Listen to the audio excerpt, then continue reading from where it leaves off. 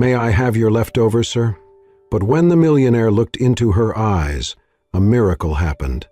Under the dim glow of chandeliers shaped like frozen stars, the hum of wealth whispered through every corner of Le Pavillon, the most exclusive restaurant nestled in the beating heart of the city.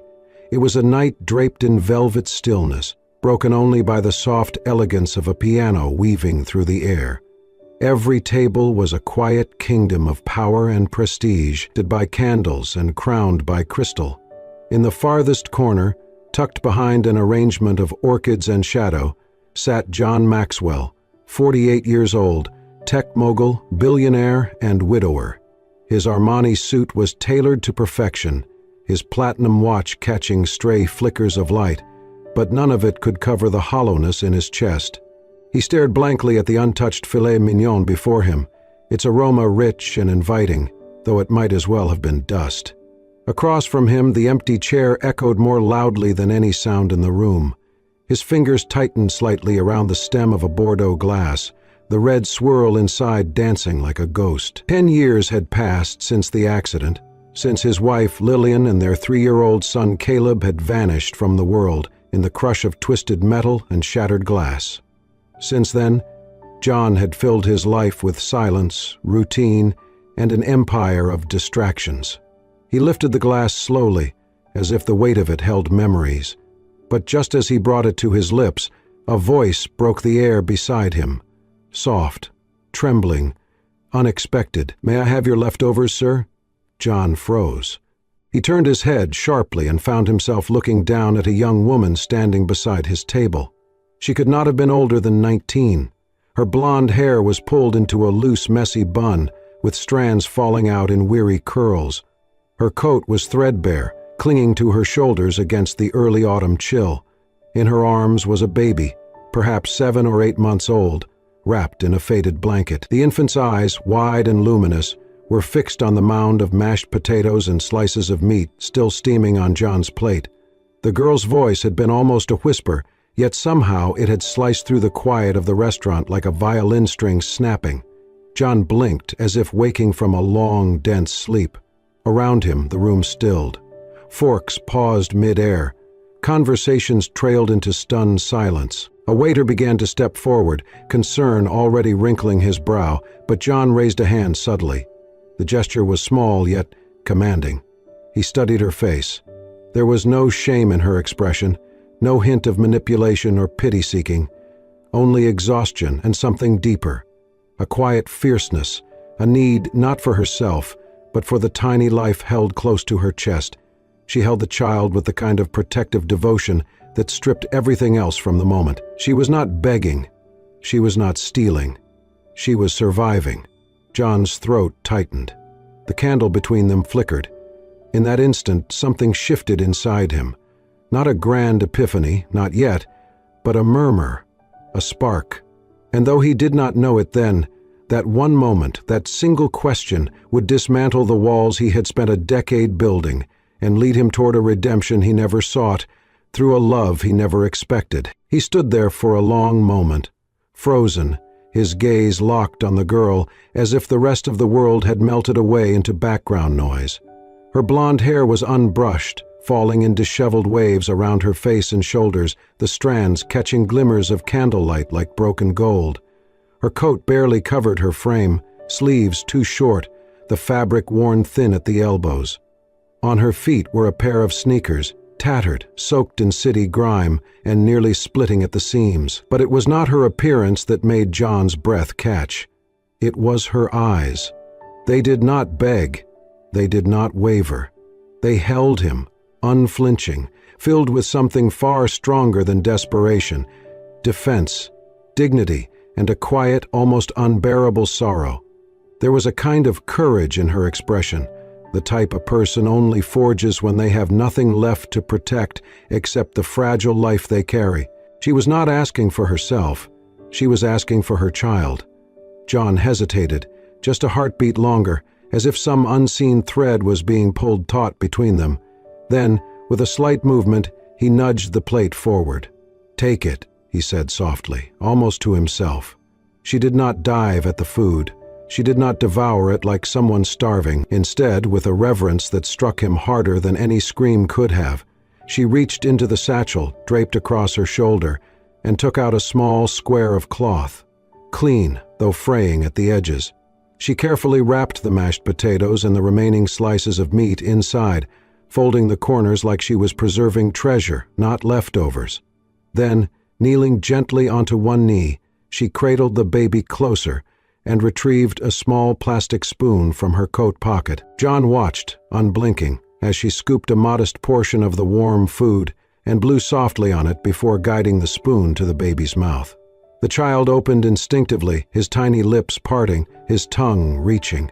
The moment the mashed potatoes touched his tongue, he cooed, a soft, gurgling sound of joy so pure it made John's fingers curl around the edge of the table. The baby's face lit up in the glow of candlelight, his chubby hands patting the girl's chest, a smile blooming across his round cheeks, like a sunrise after a long, frozen night. It was the kind of smile John had not seen in years, not since his own son. Something caught in his throat. He looked away, just for a second, trying to clear the sudden mist from his vision. But his eyes snapped back as soon as the baby let out another happy sigh, as if the warmth of one spoonful was enough to fill him with delight. The girl said nothing. She simply kept feeding him, one spoonful at a time, with infinite patience. Her hands were steady, her breathing was calm. She did not once look around to see who might be judging her, or what opinions were forming in the silent sea of wealthy onlookers. She was there for one reason only: to feed her son. John's heart twisted in his chest, slow and deep, like something old waking from a coma. It was not pity. It was not charity. It was the undeniable truth that he was witnessing something sacred, a kind of love that could not be bought, replaced, or even fully understood by those who had never felt loss. When the baby seemed full, the girl carefully tucked the cloth bundle into her bag, adjusted the blanket around the child's body, and stood. She glanced once more at John, nodding slightly, not as if to thank him but as if to acknowledge something unspoken between them. Then she turned and walked away, weaving through the rows of white linen tables, out into the cool night beyond the glass doors. John remained seated, unable to move, staring at the spot where she had stood. The candle on the table flickered softly, casting gentle waves of gold and shadow across the untouched wine, the empty chair, the world he had known. Then, before he could rationalize or analyze or talk himself out of it, he rose. Not hurriedly, not dramatically, just quietly, with purpose. He placed his napkin on the table, nodded once at the stunned waiter who hovered nearby, and followed the girl through the heavy restaurant doors into the night. He did not yet understand why, only that he had to. John followed at a distance, his footsteps muffled against the quiet pavement.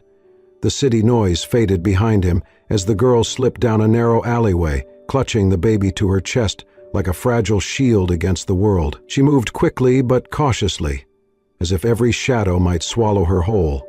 He did not know why he followed, only that something deeper than curiosity pulled him along. It was not pity, it was recognition. The alley opened into a crumbling parking lot flanked by brick buildings. Abandoned cars sat like ghosts, but one, an old dented Navy sedan, was different. It was lived in.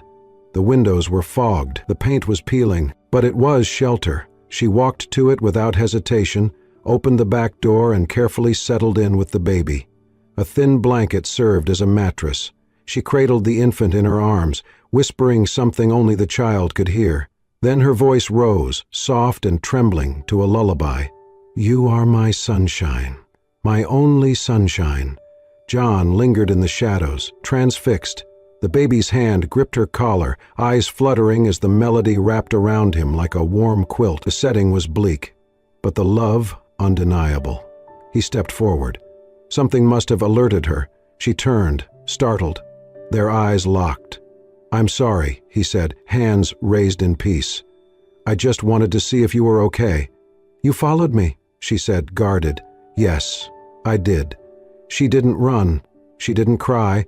She only looked at him, weighing the stranger in the expensive clothes. "I saw how you fed your son," John said. "I've never seen anything like that. I needed to understand. After a pause, she said quietly, "His name is Noah. I'm Emily." "Noah?" he repeated. "8 months?" She nodded. "He loves mashed potatoes." John's voice dropped. "So did my son." Emily blinked, and in that instant something shifted. She didn't pry, just listened with that rare stillness of someone who knew grief firsthand. "I was studying to be a nurse," she said. "Then I got pregnant. The father disappeared. My parents disowned me. I've been on my own ever since." She spoke plainly, without bitterness. "We've lived in this car for 2 months. I clean houses, wait tables when I can." John looked at the vehicle, the worn blanket, the baby clothes stacked like treasure in the corner. "I can help. A hotel, food, whatever you need." She raised a hand. "No, I'm not asking for money." Surprised, he asked, "Then what do you want?" Emily looked at Noah and said softly, "Just one day where he's warm, full, and safe. That's all." The words hit him harder than any demand ever could. The streetlight flickered above them, casting an amber hue over her face. In that glow, John saw something familiar. Her eyes. His late wife's eyes. Not exactly, but close enough to crack something inside him. The way Emily clutched her child, the way she stood tall with nothing but love as armor. It stirred something in him, something that had been buried with his wife and son. He stepped back, suddenly unsteady. "Thank you," he said. Emily furrowed her brow. "For what?" "For reminding me I still have a heart." She said nothing, only cradled Noah tighter, resuming the lullaby. John stood there a little longer, the song threading through the night like a lifeline, and though Emily didn't smile, she didn't close the door either. And that, somehow, was everything. From that night on, John could not shake the image of the girl with the broken shoes and the baby with the mashed potato smile. No matter how many emails he skimmed through or board meetings he attended, their faces stayed with him. Quiet reminders that somewhere in the same city where people drank $800 0-cent wine, a mother and child were surviving on kindness and resilience alone. He never spoke to her again, not right away. Instead, he began to act, silently and precisely, the way he'd built his fortune. He had found her car again, parked behind an abandoned church lot. Without approaching, without intruding, he left small packages near the vehicle in the early mornings before sunrise. A canister of baby formula, a pack of diapers, a sealed container of homemade soup, still warm to the touch. He arranged for a pediatrician to make a discreet visit, pretending to be part of a church outreach program. Emily didn't know who had sent him. She didn't ask. But when the doctor left, she held Noah longer than usual and whispered "thank you" to no one in particular. At first, Emily was skeptical. She had learned to survive by expecting disappointment. But these quiet gestures never came with notes, never came with expectations or requests. No one asked her to smile. No one asked her to be grateful. It was simply there, steady, gentle, real. Little by little, suspicion gave way to something more dangerous: hope. Then, one evening, as October cold began seeping deeper into the nights, disaster struck. Noah had been cranky all afternoon, refusing to eat. His forehead was warm, but by nightfall he was burning with fever. Emily tried everything: cool cloths, gentle lullabies, rocking him back and forth in the back seat of their car. But his cries grew more urgent, his breathing shallow and fast. She rushed to the nearest hospital emergency room. The woman at the front desk barely looked up when Emily explained that her son needed help. When asked about insurance, Emily hesitated. When she said she didn't have any, the woman's face hardened. "We're at full capacity," she said curtly. "You'll need to wait or find another facility." Emily's voice broke. "He's only a baby. He has a fever of 104. He's not responding. Please." "Ma'am, there's nothing we can do without proper intake. I'm sorry." Emily stepped outside, her breath clouding in the freezing air. Noah had gone quiet, a terrifying silence. She held him tighter than ever, her body shaking with cold and panic. There was only one thing left she could do. She pulled out her old phone. Her fingers trembled as she typed just 2 words: "Help us." She didn't know if he would come, She didn't even know why she trusted that he might. But 6 minutes later, headlights swept across the curb. John's black SUV screeched to a halt. He jumped out before the engine stopped, his coat flaring in the wind, eyes wild with urgency. He didn't speak. He simply held out his arms. Emily placed Noah into them, and for the first time, the baby did not resist. His tiny hand curled around John's index finger, weak but intentional, as if recognizing something safe. John cradled him with surprising familiarity and strode back into the hospital without waiting in line. "I want a doctor, now," he said to the receptionist, voice steel and fire. "This child has a critical fever. I will cover every cent. But if you let one more minute pass, I will buy this hospital and fire every last one of you." They took Noah immediately. Emily sat in the hallway, shivering with exhaustion, her head in her hands. John stayed by her side, silent. When the nurse returned with updates, Noah was stable, resting, and would be monitored overnight. Emily exhaled a breath she hadn't realized she'd been holding since sunset. She looked at John, eyes glassy, voice barely audible. "You came." He nodded. "Of course I did." Tears spilled over before she could stop them. She leaned into him, chest heaving with relief and something deeper, grief maybe, or release. Her head rested against his shoulder, and John, without hesitation, wrapped his arms around her. He did not ask her to calm down. He did not ask her to explain herself. He just held her as the quiet hours of the night passed outside those sterile, fluorescent walls. It was the first time Emily had let herself fall apart since she'd become a mother, and for John it was the first time in 10 years that holding someone didn't feel like betrayal. They did not speak of love. They did not define anything that night. But something shifted irrevocably in that moment, in the steady heartbeat of the man who had once sworn never to care again, and in the breath of the girl who had only known how to survive, not because he had rescued her, but because finally she did not have to be strong alone.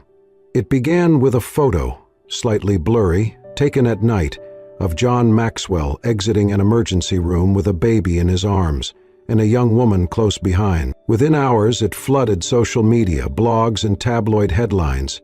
Tech billionaire's late-night rescue, teen mom and the tycoon. The internet exploded. Emily's identity didn't stay private for long. A leaked hospital intake form confirmed her name. Then came the commentary, waves of speculation, judgment, and cruelty. Some praised John, calling him compassionate, generous. Others were vicious. "She's a gold digger. This was planned. What kind of man gets caught up in something like this?" In the apartment John had arranged for her and Noah, Emily sat in darkness, the only light from her phone. Each swipe brought more venom. Each headline, more shame. Her chest tightened. Her hands trembled. She turned off the screen, afraid the light alone might touch her son with that same poison. Noah stirred in his crib. She stood and gently placed a hand over his chest, soothing him. Then she sat back down on the edge of the bed and stared at the floor until morning. When John walked in, he knew something had changed. Emily's posture was closed off, her expression distant. "I can't do this," she said. "I don't want my son growing up in scandal. I don't want him seeing lies one day and wondering if they're true." John sat beside her. "You didn't do anything wrong," he said softly. "Neither did Noah." She shook her head. "People don't care. They already decided who I am." John's voice steadied. "Then let me tell them who you really are." That afternoon, he called his publicist. No statements, no scripted press release. He wanted to speak plainly, publicly, and with no filters. The next night he went live on national television. The setup was simple, a quiet studio, soft lighting, no distractions. The interviewer asked nothing shocking, just gave him space to speak. John began not with Emily, but with Lillian and Caleb. He told the story he had avoided for years, the accident, the silence, the way grief had hollowed him out. He talked about the illusion of success and how it had hidden a very real emptiness. "I stopped living the day they died," he said, and then he spoke of Emily. "She wasn't looking for charity," he said. "She wasn't even looking for help. She just wanted to feed her son, and in doing so, she woke something in me I thought I had lost forever. His voice cracked as he added, "She didn't take anything from me. She gave me something no one else could, a reason to care again, a reason to breathe." He looked into the camera. "Emily is not a headline. She is a mother. Noah is not a prop. He is a beautiful child. I did not save them, they saved me." The interview was raw, unguarded, and deeply human. And it worked. The next morning the tide shifted. Online conversations changed. People began defending her. Mothers shared their stories. Single parenthood, poverty, judgment. Nurses spoke up, explaining how many girls like Emily fall through the cracks. Donations started flowing into shelters. A mother in Kansas started a community fund for women just like Emily. Emily didn't speak to the press. But the next morning, she showed up at John's front door, Noah bundled against the cold. She didn't knock. He opened the door before she could. Her eyes were tired but determined. "I'm not leaving," she said. "If you still want us, we're here." John did not speak. He stepped aside, let them in, and for the first time in years, he felt something shift, permanent and peaceful. A door, not just in his home, but in his heart, opened. A family, unexpected and unscripted, had begun. The apartment John rented for them was nothing extravagant, modest by his standards, but warm, sunlit, and quiet. It had 2 bedrooms, soft gray walls, and windows that caught the morning light just right. Emily moved in with nothing but 2 duffel bags, a baby carrier, and the weight of someone who had never been given a safe place to exhale. But within a week, that space began to feel lived in. Pictures colored by Noah taped to the fridge, small socks draped over the heater, the scent of baby lotion and lullabies lingering in the air. They never discussed what they were to each other. Not at first. There were no declarations, no labels, no timelines. They simply lived together. John visited every morning. At first it was under the pretense of checking in, bringing groceries or a package of diapers, but soon it became routine. He would knock, let himself in, and Noah would light up with recognition, bouncing in his crib at the sound of the door. Emily would already have coffee brewing, her hair pulled into that same loose, graceful knot, and they would share breakfast, stories. John learned how to hold a baby bottle at just the right angle, how to warm milk without overheating it, how to change a diaper, clumsily at first, then with a confidence that surprised even him. He memorized the rhythm of Noah's cries, understood the difference between hunger and discomfort, tiredness and frustration.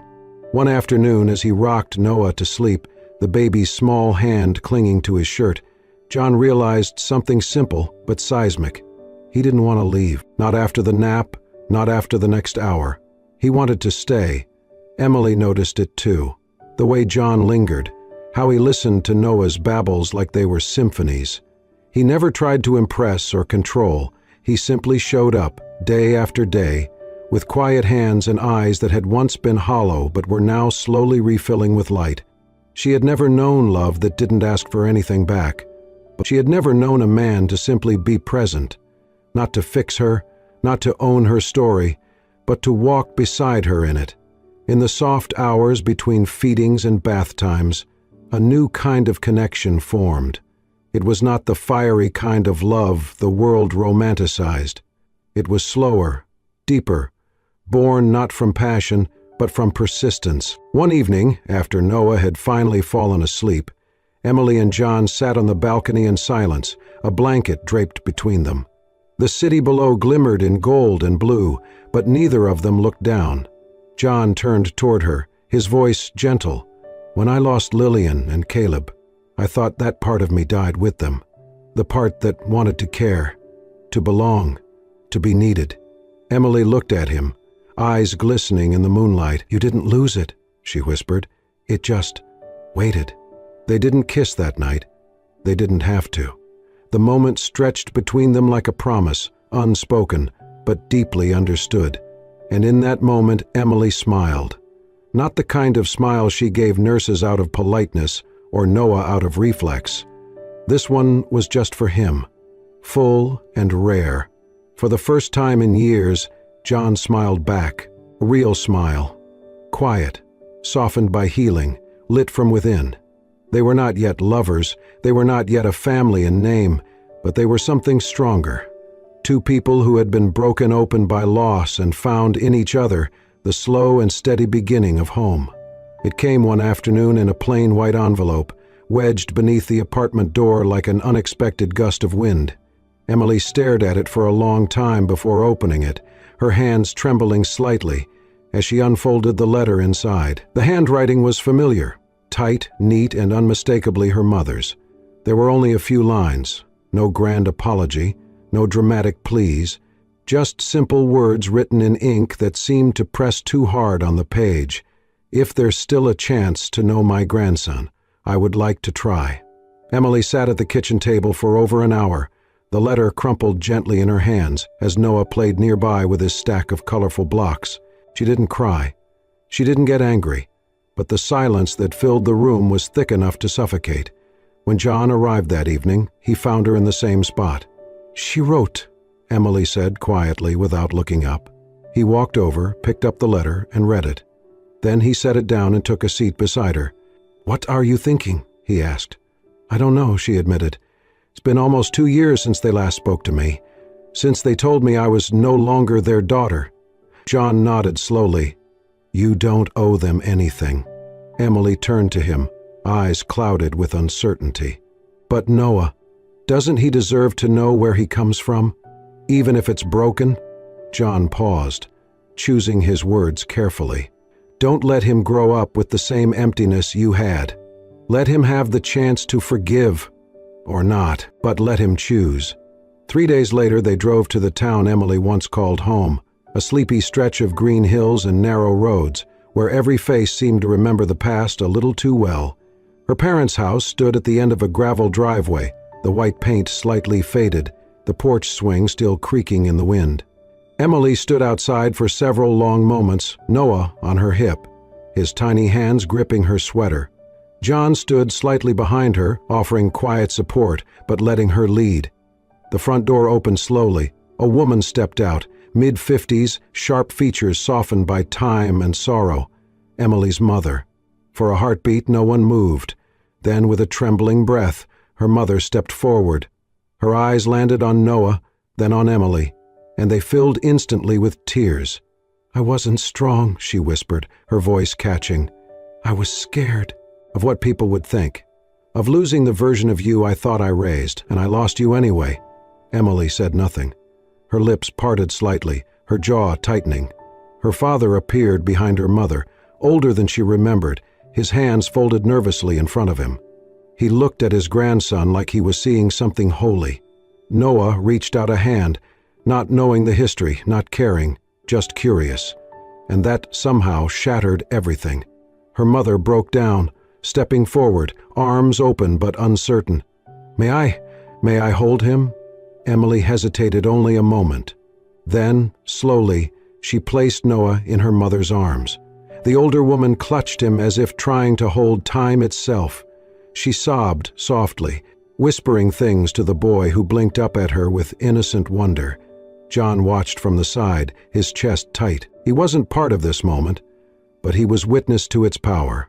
When Emily finally stepped forward and wrapped her arms around her mother, the porch seemed to breathe. The past had not disappeared, but it had been softened. Forgiveness was not a lightning strike. It was a slow sunrise. That afternoon, the 3 generations sat around the old kitchen table where Emily once ate cereal before school. Her mother served tea. Her father bounced Noah gently on his knee, and for the first time in years, there was laughter in that house. Emily caught John's gaze from across the room, and he smiled. She mouthed 2 simple words. "Thank you." He shook his head, smiling back. "No," he whispered to himself, barely audible. "Thank you for going home." 1 year later, the world had changed, but only in the ways that mattered. The noise had faded. The headlines were gone. In their place was something far quieter, far more powerful. A life. It was a bright spring afternoon when they returned to the park. The same park where it all began. The breeze moved gently through the trees, and the golden sunlight bathed the open field in a warmth that felt like a benediction. There were no towering floral arches or photographers jostling for the perfect shot. Just a small group of close friends, a white linen cloth spread beneath an old oak tree, and a humble wooden arch wrapped with ivy and ribbon. At the center of it all stood a little boy in a navy new vest and matching bow tie. Noah, now nearly 2 years old, clutched a small velvet box in both hands as he wobbled across the grass, determined to deliver it to the man waiting just a few steps away. John stood there, not in a designer suit, but in a soft gray blazer that Emily had once told him made him look almost human. His hair was longer now, with threads of silver he no longer bothered to hide. His eyes, once clouded by grief, now sparkled with something far rarer than wealth: hope. As Noah reached him, John knelt down and took the box gently from his tiny fingers. The boy looked up and giggled, then toddled back to the edge of the clearing where Emily stood barefoot on the grass, her white dress fluttering in the breeze. She had never looked more beautiful, not because of the dress, not because of the sun behind her, but because of the life in her eyes, the kind of radiance that only grows after surviving darkness. John stepped forward, box in hand, and dropped to one knee. For a moment, the wind seemed to still, as if the world itself paused to listen. He looked up at her, his voice steady but thick with emotion. "You didn't ask for anything," he said softly. "You didn't beg. You didn't expect. You just showed up, on the worst night of your life, and gave me a chance to remember what it feels like to be needed, to be alive." He opened the box, revealing a simple ring, elegant, unflashy, chosen not for its price, but for the way it would look on her hand when she held their son. "You didn't take my leftovers, Emily," he whispered. "You gave me everything I didn't know I was missing. You gave me family. You gave me love. You gave me a future." He paused, tears glimmering in his eyes. "Will you marry me?" Emily's hand flew to her mouth, her eyes filled before the first tear could even fall. She nodded, once, twice, then dropped to her knees in front of him, laughing through her tears as she whispered, "Yes." They embraced, arms folding into one another like pieces of a puzzle long lost and finally found. The minister began the ceremony, simple and short, while Noah played with the petals on the ground, occasionally glancing up as if trying to understand what made the grown-ups so emotional. But it was during the vows, right as John promised to love not just Emily, but the son who had brought them together, that Noah wandered up and wrapped his arms around John's leg. "Daddy," he chirped. And just like that, the entire park held its breath. John looked down, eyes wet, and bent to pick up the boy. Holding him with one arm and Emily with the other, he whispered, "I love you, son." In that embrace, under the sun, with no audience but a few friends and the sky, everything that had once been broken felt whole again. John had not rescued a young mother. She had rescued him. From grief, from isolation, from a life so polished and empty it had nearly swallowed him whole. And in the place of loneliness, a new family had been born. Not from blood, not from planning, but from a whisper, a question, and a plate of mashed potatoes. They were not perfect. They didn't need to be. They were together. And that, finally, was enough. And so, from a single whisper in a luxury restaurant, a story of love, redemption, and second chances unfolded. What began as a request for leftovers became a journey that redefined what it means to be a family. John didn't just open his heart, he opened his life. Emily didn't just survive, she found home. And little Noah, once cradled in a stranger's arms, now walks beside a father who chose him not by blood but by love. Because sometimes the most extraordinary stories are born from the quietest moments. If this story touched your heart, made you feel, made you hope, or even brought a tear to your eye, don't forget to like, share, and most importantly, subscribe to Soul Stirring Stories, the channel where every story is made to heal your soul and remind you that compassion is the most powerful miracle of all. We'll see you in the next story.